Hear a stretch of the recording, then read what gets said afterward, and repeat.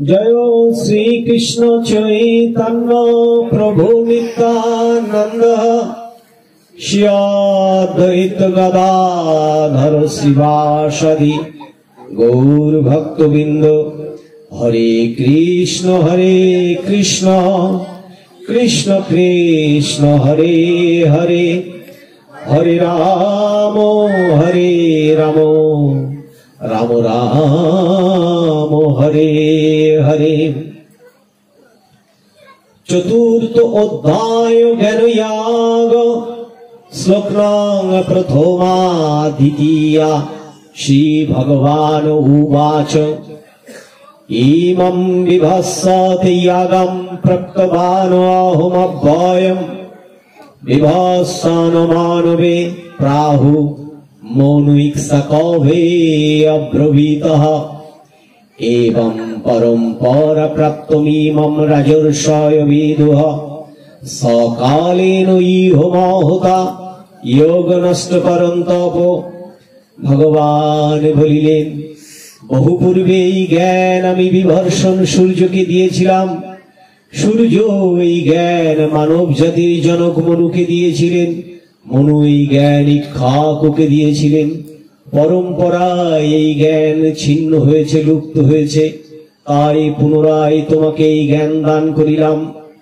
ওম তৎসৎ ব্রহ্মবিদ্যায় যোগ শাস্ত্রে শ্রীকৃষ্ণ অর্জুন সংবাদে শ্রীমদ্ ভগবদ গীতা উপনিষদসু জ্ঞান যোগ নামক শ্লোক নং প্রথমা দ্বিতীয়া সমাপ্তহম। গীতা মায়ের প্রতি বলি হরি হরি বলো, অনাদিরাদি গোবিন্দের প্রতি হরি হরি বলো। দেখুন,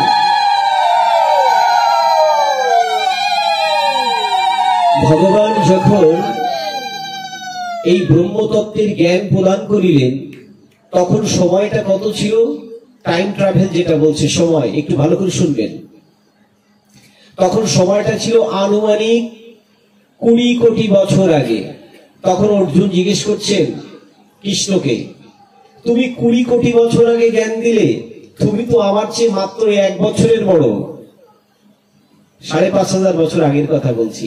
তুমি তো আমার 1 বছর আগের বড়, কি করে এই ব্রহ্মতত্ত্বের জ্ঞান দিলে? সূর্য এই জ্ঞান মনুকে দিলেন 12 লক্ষ বছর পূর্বে, মনু ইক্ষ্বাকু দিলেন লক্ষাধিক বছর পূর্বে, আর তুমি বলছো এই জ্ঞান আমি তোমাকে প্রদান করিলাম। এটি সর্বাংশে বাসুদেব কৃষ্ণ কি করে সত্য? ভগবান বলছেন, অজোপি সনব্বয় আত্মা ভূতানাম ওপি ঈশ্বর সনহ প্রকৃতিম স্বামধিষ্ঠায় সম্ভব্যামি আত্মমায়া। এই কথার অর্থ কি? বলছে আমি প্রকৃতিকে নিরাকৃত করিয়া আমি দেহ বিশিষ্ট হই, কিন্তু তুমি আমাকে যে দেহ দেখছো, আমি দেহ নই। আমি কে? আমি পরমাত্মা। বলে তাহলে তুমি দেহ ধারণ করেছো কেন? বলে আমি দেহ ধারণ করেছি জগতের লোক শিক্ষার জন্য, লোক কল্যাণের জন্য, মানুষ যাহাতে আমাকে দেখে শিখতে পারে, জানতে পারে।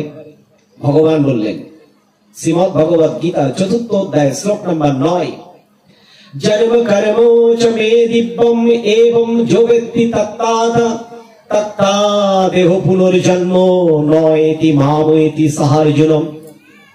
আমার জন্ম এবং আমার কর্ম দিব্য। আমার দিব্য জন্ম কর্মকে যিনি যথাযথভাবে জানেন, তিনি জন্ম মৃত্যুর বন্ধন থেকে মুক্ত হন। এ অর্জুন, তুমি এসেছো বা পৃথিবীর যারা এসেছে এটা কর্মফল ভোগ করার জন্য, আর আমি আসি স্বেচ্ছায়। তোমার সাথে আমার ডিফারেন্সটা কোথায় জানো? এই পৃথিবীর যত জীবাত্মা এসেছে তাদের পাপ আছে, পুণ্য আছে, তাদের একটি ফলের ভোগ আছে, একটি প্রাপ্তি আছে, কিন্তু আমি আসি স্বেচ্ছায়। আমি নরলীলা করতে এসেছি এই কল্পে। তাই বলছে আমার এই নরাকার দেহের নরলীলাকে যিনি যথাযথভাবে জানেন, তিনি জন্ম মৃত্যুর বন্ধন থেকে মুক্ত হন। এই জন্য হরি কথা, কৃষ্ণ কথা, গীতার কথা, ভাগবতের কথা, বেদান্তের কথা, উপনিষদের কথা, এগুলো গুরু তত্ত্ব, নিগুড় তত্ত্ব। আপনি কি মনে করেন যে আমাকে আজকে দেখেছেন, আমার সামনে আপনাদের এলাকার বিশিষ্ট সাংবাদিক কৃষ্ণদা এসেছেন, শাসে আমাদের সাতক্ষীরা থেকে কাকাশ্রী এসেছেন, একজন পথিত যশা জ্ঞানবান পণ্ডিত। ওই যে মানুষটা এসেছেন, আজকে সারাদিন শুনলাম তালাই প্রোগ্রাম ছিল, এখানে প্রোগ্রাম ছিল সাতক্ষীরাতে। আমি একটা ফোন দিলাম, দাদা দেখলাম চলে আসলো। তা এই যে এসেছেন বা আমি যেখানে এসেছি, আমরা কেন এসেছি, কি কারণে, কি প্রাপ্তির জন্য, এটা কি জানতে হবে। এই ভাগবতে আবারও বলি, আমি কিন্তু ধর্ম ব্যবসায়ী নই, আমি কিন্তু ধর্মকে নিয়ে বিজনেস করিনি, বাণিজ্য করিনি। আমি মানুষের মধ্যে ধর্মটাকে প্রচার করি মানুষের কল্যাণে। এবং আমি যে মানুষের কল্যাণে ধর্ম প্রচার করি, নট অনলি আমার সনাতন ধর্মের বিভিন্ন সেক্টর, আমি বিভিন্ন সেক্টরে যাই, মানুষের আত্মকল্যাণের জন্য চেষ্টা করি। যদি জীবের মধ্যে আধ্যাত্মিক কোনো পরিবর্তন আসে, যেমন গত 3 দিন আগে আমাদের একটা প্রোগ্রাম ছিল, সেখানে আমাদের আলিয়া মাদ্রাসার ভাইস প্রিন্সিপাল ছিলেন, আমি ছিলাম, আমাদের আরো অন্যান্য স্কলার ছিলেন। একসাথে মিলে আমরা চেষ্টা করেছি একটা জগতের লোক কল্যাণের জন্য কি কি কাজ করা যায়। এই যে বিষয়গুলো বুঝতে হবে, আধ্যাত্মিক চেতনার স্তরে যখন আপনি প্রবেশ করবেন, তখন আপনার বার্তাগুলো হবে সব জগৎ কল্যাণ, মনুষ্যের কল্যাণ, নিবেদিত প্রাণ হিসেবে আপনি কাজ করে যাবেন। আপনারা আজকে এখানে অনেকে এসেছেন, অনেকে আসতে পারেননি। যাদের বোধোদয় হয়নি তারা হয়তো আসেনি, যাদের বোধোদয় হয়েছে তারা হয়তো এসেছেন। আমি কেন প্রচার করছি, কেন কাজ করছি, দেখেন গীতা কি বলছেন। গীতার মোক্ষ যোগের 68তম শ্লোকে ভগবান বলছেন, ইদম পরমং গুহ্যম ভক্তিময়ী বিধাসতি ভক্তাময়ী পরাম কিত্তা মামো এবৈরসোতি অসংশয়। যিনি আমার ভক্তদের মধ্যে এই গুহ্যাতি গুহ্য ভগবত তত্ত্ব প্রচার করেন, তিনি আমার পরাভক্তি লাভ করেন। আমি তাহাতে অবস্থান করি, তিনি আমাকে অবস্থান করেন। এরপরে ভগবান বললেন, শ্রীমদ্ ভগবত গীতার 9 নম্বর অধ্যায়ের শ্লোক নম্বর 22, অনন্য চিন্তায়ন মাম ये জন পর্যুপাসতে তেষাং নিত্যভিযুক্তানাং জগৎক্ষেমং বহম্যহম। অনন্য ভক্তি সহকারে যিনি আমার কথা শ্রবণ করেন, কীর্তন করেন, মনন করেন, পূজা করেন, পূর্ব জন্মের কারণে যে যোগ নষ্ট হয়ে গিয়েছিল আমি বাসুদেব কৃষ্ণ যুক্ত করে দিই, যে যোগের ফলে তিনি আমার কাছে ফিরে আসতে পারেন। আর বহম্যহম, এই জন্মে যাহা তারা পায়নি আমি প্রাপ্ত বস্তু বহন করি আর অপ্রাপ্ত বস্তু সংরক্ষণ করি। তুমি দুনিয়াবাসীকে জানিয়ে দাও, নবে প্রণশ্যতি, আমার ভক্ত কখনো ছিন্ন মেঘের মতো হারিয়ে যায় না। কিন্তু আমাদের ভাগবতে প্রেম আসে না কেন, ভক্তি আসে না কেন, ভাগবতে আসলেই আমাদের কথা হয় কেন? এর কারণটা হচ্ছে, দেখবেন বাড়িতে যদি স্টার জলসা জি বাংলা হয়, ঘন্টার পর ঘন্টা মানুষ দেখে। বড় বড় ক্রিকেটের 6 এখন দেখছে, মানুষের বোধোদয় নেই। ভগবান বলছেন, তুমি এসেছিলে একা, যাবেও একা। পৃথিবী যারা যারা এসেছে, এই পৃথিবীর আমরা যত কোটি মানুষের, এই 700 কোটি মানুষ, এই 700 কোটি মানুষের হাত কেটে দেখেন তো, রক্তের রং হবে লাল, ডিফারেন্স করতে পারবেন না। এই পৃথিবীর 700 কোটি মানুষের 8টি ব্লাড গ্রুপ আছে, এ ভি, এবি প্লাস, আর কি ও, আর প্রত্যেকটি মাইনাস। 8টি ব্লাড কানেকশন। এই 800, এই 700 কোটি মানুষের সবার, তার মানে ভিতরের মেটেরিয়ালস স্রষ্টা ঈশ্বর যা দিয়েছেন ভিতরে এক। তাহলে ডিফারেন্সটা কোথায়? ডিফারেন্সটা একটি জায়গায়। আমি বুঝতে পারিনি, আমাকে চিনতে পারিনি। আমি যে ঈশ্বরের প্রতিনিধি হিসেবে এই পৃথিবীতে এসেছি জগৎকে আলোকিত করার জন্য, আমার জীবনটাকে পরিপূর্ণ করার জন্য এসেছি, সেই ব্রহ্মতত্ত্বের আধ্যাত্মিক জ্ঞান আমাদের ম্যাক্সিমাম মানুষের মধ্যে নাই। যদি থাকতো তাহলে আজকে এখানে লোকে ভরে যেত যে না একটু শুনে আসি। ভাগবত বলছে শৃণুয়াম শৃণুয়াম, তুমি আমার কথা শোনো, গীয়তাম গীয়তাম, তুমি আমার কথা গাও।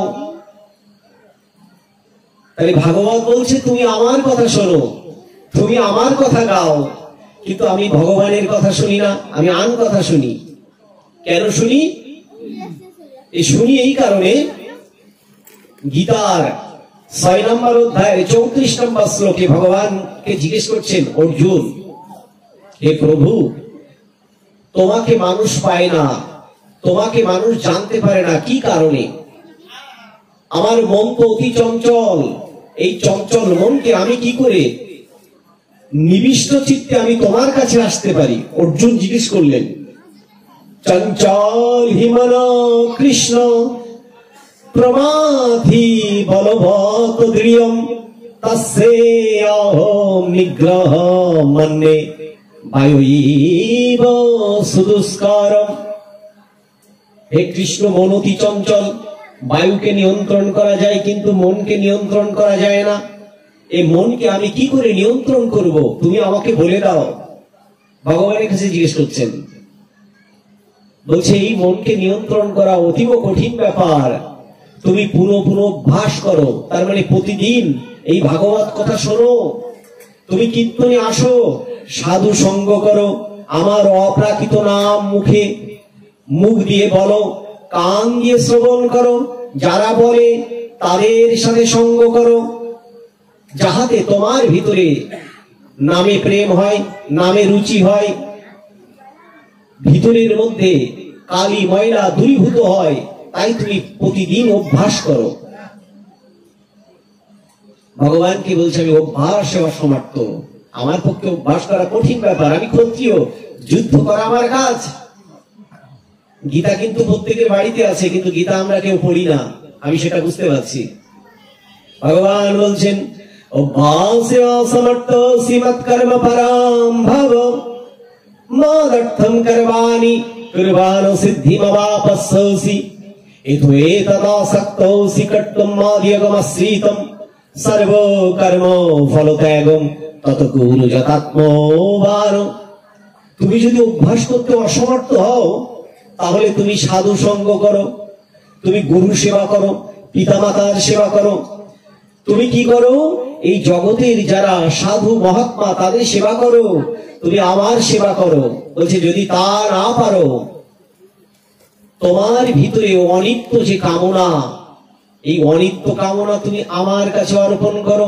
ক্রোধ যাহা তোমাকে রাগিয়ে তোলে, কান চোখ মুখ লাল হয়ে যায়, বলে ওই ক্রোধকে তুমি আমার কাছে অর্পণ করো। বলে ক্রোধ হচ্ছে তোমার শত্রু, ক্রোধ থেকে হিংসা, হিংসা থেকে পতন, বলে লোভ, বলে লোভ থেকে লালসা, বলে তোমার পেটে খিদা লাগে, তুমি তো খেলে পেট ভরে যায়, কিন্তু মনের ভিতরে যদি লালসা থাকে, পৃথিবীর সকল সম্পদ তুমি অর্জন করলেও তোমার এই লালসা কখনো কমবে না।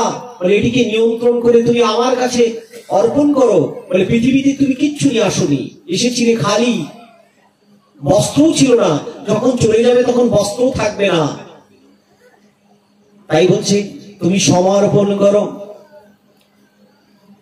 লোভ, লালসা, হিংসা, দম্ভ, আমি শ্রেষ্ঠ, আমার চেয়ে শ্রেষ্ঠ কেউ নেই, জ্ঞানের অহংকার, রূপের অহংকার, বৈভবের অহংকার, সবকিছুর অহংকার, বলে এই সবকিছুকে ত্যাগ করে তুমি আমার আশ্রয় গ্রহণ করো। বলে তাহলেই তোমার মুক্তি, নচেত মুক্তি নেই। আজকে আমাদের এই সভায় বহু মানুষের থাকার কথা ছিল, কিন্তু অনেক মানুষ আসেনি। এই জন্য বলছি অল্প ভাগ্যে হয় না হরিনাম সংকীর্তন, অল্প ভাগ্যে হয় না গুরু গৃহে আগমন, অল্প ভাগ্যে হয় না প্রসাদ সেবন, অল্প ভাগ্যে হয় না গীতা ভাগবত পঠন, অল্প ভাগ্যে হয় না হরিনাম সংকীর্তন। বলে অনেক ভাগ্যের ফলে হয়। আর ভগবান কি বললেন? সহস্র সহস্র মনুষ্যের মধ্যে কদাচিৎ কিছু ভক্ত, কিছু মনুষ্য আমাকে জানার জন্য, আমাকে পাওয়ার জন্য ব্যাকুল হয়। ইহাদের মধ্যে কদাচিৎ ভক্ত গুজ্জাতি গুজ্জ পরম তত্ত্বকে হৃদয়ে ধারণ করে। ইহাদের মধ্যে কদাচিৎ ভক্ত আমার এই পথকে অনুসরণ করে আমার কাছে ফিরে আসে। সকলেই নয়, সকলেই ব্রহ্মতত্ত্ব, আধ্যাত্মিক তত্ত্ব, স্রষ্টার তত্ত্ব বুঝতে পারে না। আপনি কি মনে করেন আমি একদিনেই ভাগবত পথে এসেছি? মা কথা বলবে না। ভাগবত পথে আমি কিন্তু একদিনে আসিনি। আমি 1 মিনিট একটু বললে বুঝতে পারবেন। আমার এই ভাগবত পথের আসার আগে আমি কৃষ্ণদার সাথে যখন আমার পরিচয় হয়েছে তখন আমি স্টিল চাকরি করি, মনে আছে দাদা? আমি তখন স্টিল চাকরি করি। আমি এর আগে 2002 সাল থেকে 22 সাল পর্যন্ত বিভিন্ন জায়গায় চাকরি করেছি। 22 সালে এসে রিজাইন দেই যে না, আর অন্যের দাসত্ব করবো না। এখন যদি দাসত্ব করতে হয় তাহলে এখন ভগবান যে জন্য পৃথিবীতে পাঠিয়েছে ব্রাহ্মণ কুলে, সেই কর্মটা আমি করি। জানেন এই ধর্মের পথে কত বাধা, সংসারে বাধা, পরিবারে বাধা, পারিপার্শ্বিক বাধা, আত্মীয় স্বজনের বাধা, প্রতিবেশীর বাধা, কত বাধা। ভগবান বলছে এগুলো সবই তোমার জন্য এক্সাম, পরীক্ষা। রাতের পর রাত, আজকে দিনের বেলা ছিলাম কোথায়, ওই কেশবপুরের পাশে। কেশবপুর ওখান থেকে বেশি দূর হবে না, মানিখার হয়ে ওখান থেকে সারাদিন প্রোগ্রাম শেষ করে বাসায় যখন ফিরেছি তখন 5টা। এই আপনাদের মতো অনেকেই সারাদিন ব্রত উপবাস, এই রাত্রে আবার যাব, এই প্রোগ্রাম চলছে। কেন করছে এটা? আমাদের ভগবানের কৃপা পাওয়ার জন্য, মানে ভগবান যাতে আমাদেরকে কৃপা করেন। ভগবান নিজেও বলেছেন যে যিনি আমার এই পথে থাকেন আমি পূর্ব পূর্ব জন্মের প্রাপ্ত ফল আমি সংরক্ষণ করি। ভগবান সংরক্ষণ করেন। আর অপ্রাপ্ত যে ফল, মানে উনি সংরক্ষণ করেন এবং প্রাপ্ত ফল বহন করেন।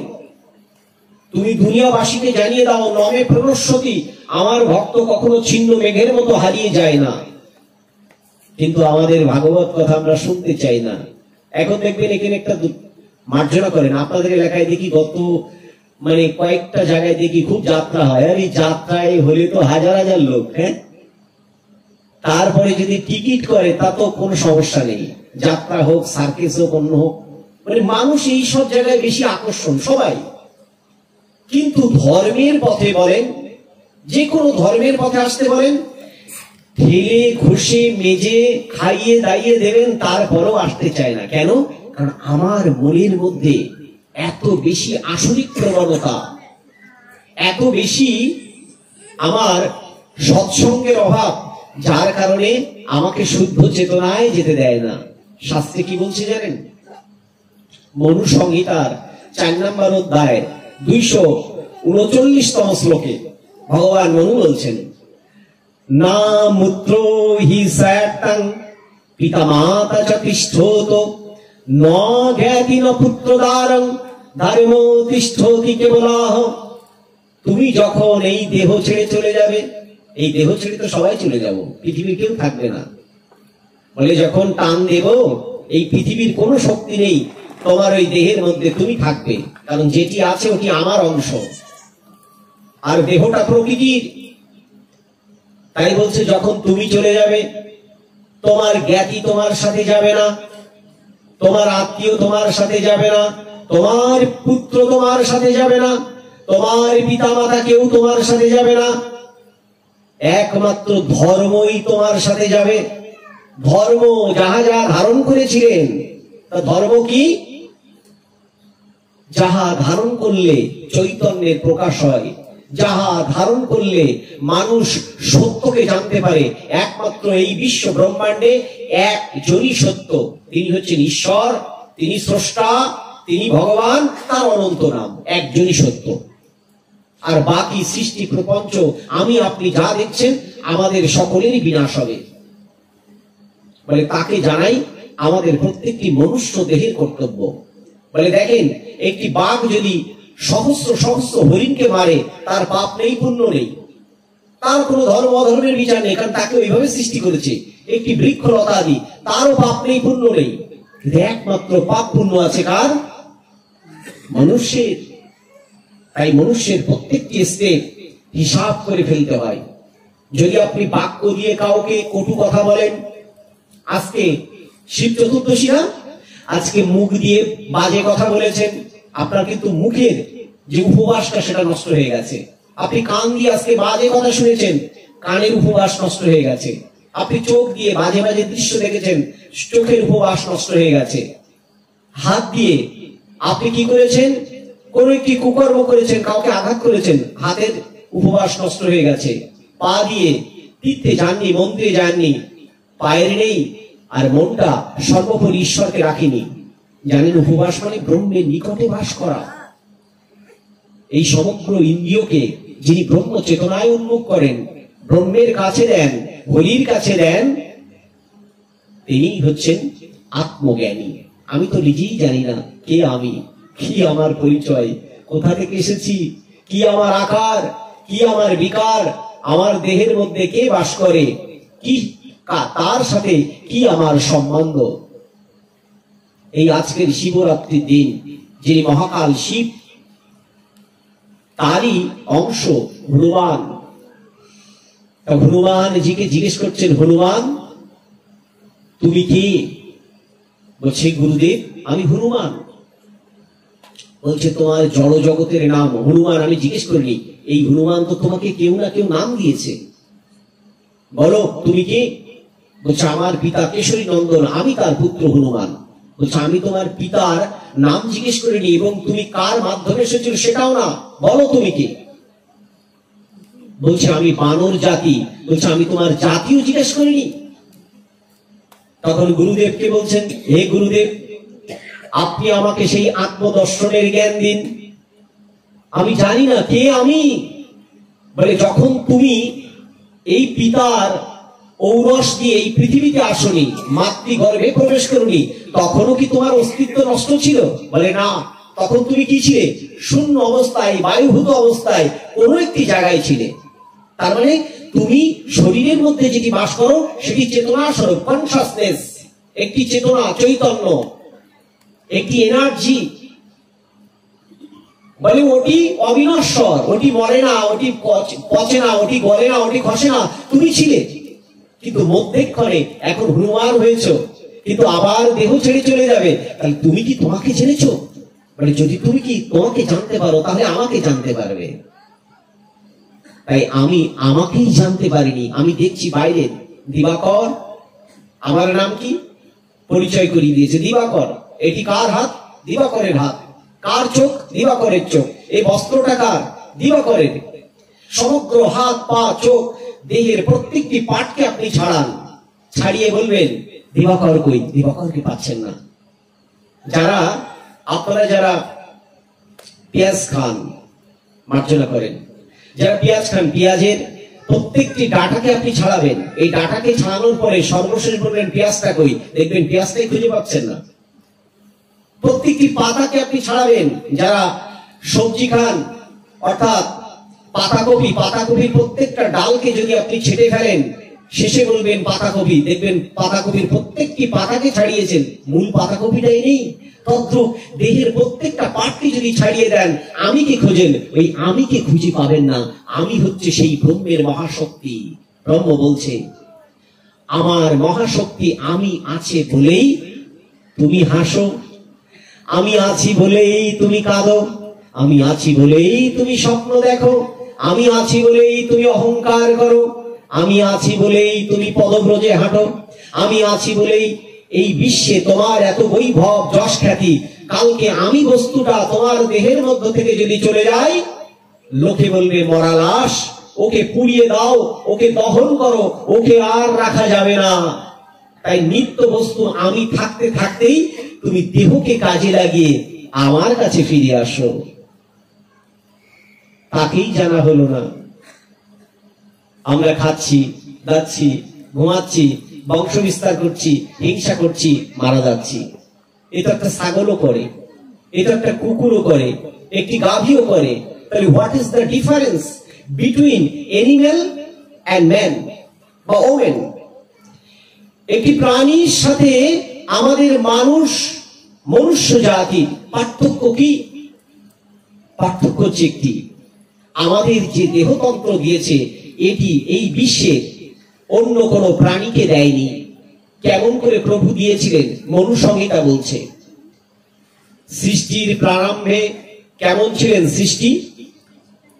ভাগবতের 2 নম্বর অধ্যায়ের 2 নম্বর স্কন্ধের 9 নম্বর অধ্যায়ের শ্লোক নম্বর 32 ভাগবত। অহো মে বাসা মে বাগ্রে নন্নাথি ইয়াৎসাত সতপরম পশ্চাদহম জনে ত্বচ্চ সো বিসিসাতে সোহস্বহম।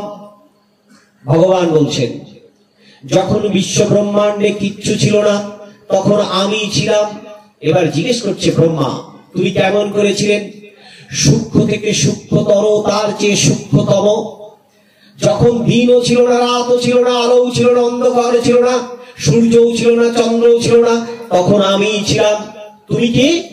আমি ব্রহ্ম। ব্রহ্ম শব্দের অর্থ নিরাকার, যার আদি অন্ত মধ্য কিছুই নেই, যিনি সর্বভূতের মধ্যে আছেন। তাকে বোঝা যায় না।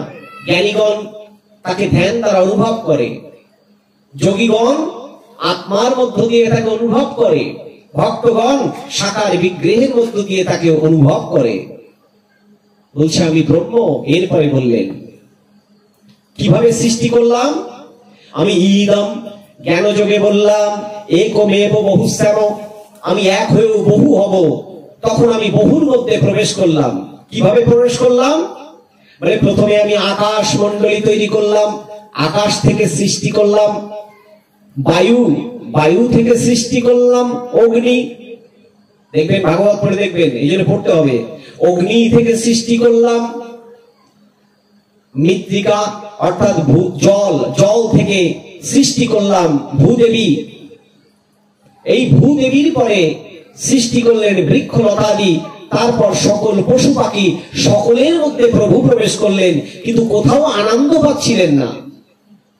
সর্বশেষ প্রভু মননের মধ্য দিয়ে, মনন মানে মন, মনের মধ্য দিয়ে সৃষ্টি করলেন মনুকে। মনুকে বললেন, বলো মনু আমি কে? মনু বলেছিলেন, তুমি আমার সৃষ্টিকর্তা, তুমি ঈশ্বর, তুমি আমার ইষ্ট, তুমি আমার আরাধ্য। মনুকে বললেন, মনু তুমি আমাকে চিনেছ। হে মানব, মনু শব্দের অর্থ মানব। হে মনু, একমাত্র মানুষ যেহেতু চিনেছে, তার মানে তার অতীন্দ্রিয়ের ক্ষমতা আছে, তাই তার বিচার হবে, সে ভাগবত ধাম প্রাপ্ত হবে। আর যদি সে চিনতে না পারে, এই বারংবার তাকে বিভিন্ন জনিতে ভ্রমণ করতে হবে। সেই বোধোদয়ের জ্ঞান ভগবান আমাদেরকে দিয়েছেন। কিন্তু দেখেন, অত্যন্ত দুর্ভাগ্য, আমাদের বোধের উদয় হয় না। আমাদের বোধের উদয় হওয়াটা খুব জরুরি, খুব অত্যাবশ্যক। এটি ছাড়া কিন্তু আমাদের কোনো গতি নাই। এক হরির নামে যত পাপ হরে, পাপীর কি সাধ্য আছে তত পাপ করে। নাম ভজ নাম করো, নাম হলো সার, নাম ছাড়া জীবের গতি নাই আর। জীবে আড়ষ্টতা, নাম করতে পারি না। একটু নাম করেন, একটু নাম করেন তো আমার সাথে। হরে কৃষ্ণ কৃষ্ণ কৃষ্ণ হরে হরে। গান। হরে রাম রাম রাম হরে হরে। হরে কৃষ্ণ কৃষ্ণ কৃষ্ণ হরে হরে। হরে রাম